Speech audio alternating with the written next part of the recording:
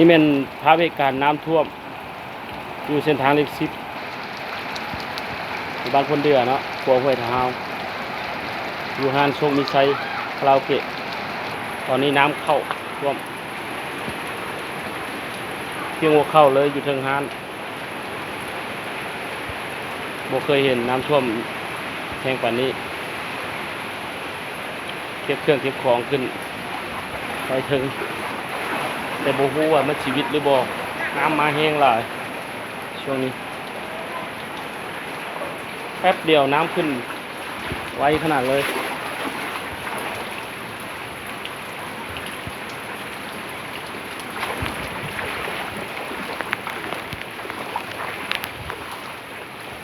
นี่คือเดินจัดงานของโชคมิชัยเนาะแต่ว่าน้ำท่วมเต็มหมดแล้วตอนนี้เข้าคลองอียังเสียหายหลายอยู่เขาไม้ก็ไหลมา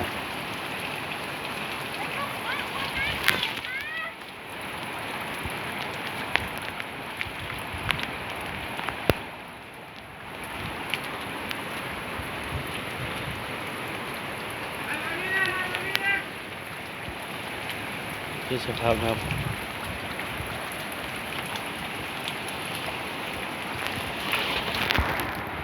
ตอนนี้กำลังชิลงจากหานโอ้โหน้ำที่เลือกเก็บเลย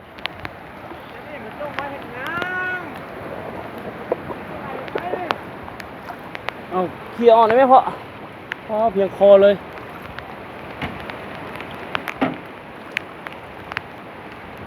โอ้ยทับนะมันจะลงน้ำฮะ ปั๊บไหลไปเลยตัวนี้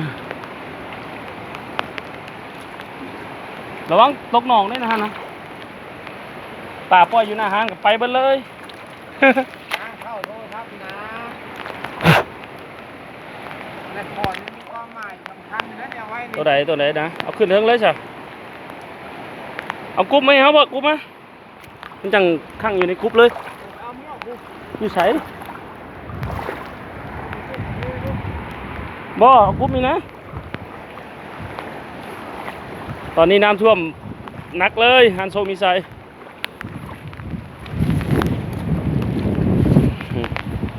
อีพ่อเรามาช่วยเสาหัวได้เนี่ยเขี่ยวเลยพ่อนะเก็บเครื่องเก็บของขึ้นมาโน่นหัวครัวเลยตอนนี้น้ำเปลวน้ำกำลังแห้งฮะ ว่าเครื่องอยู่ในฮะ ก็ยกขึ้นเนาะ ฮะ ยกขึ้นเถิงเนาะ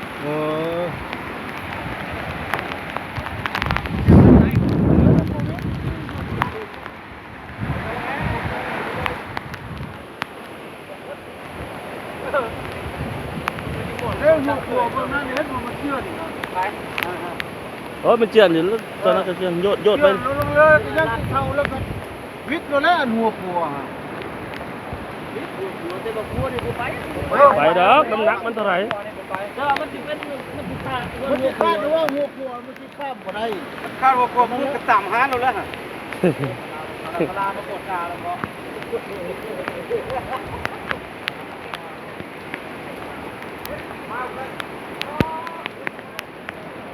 ก็ยานเลยถอย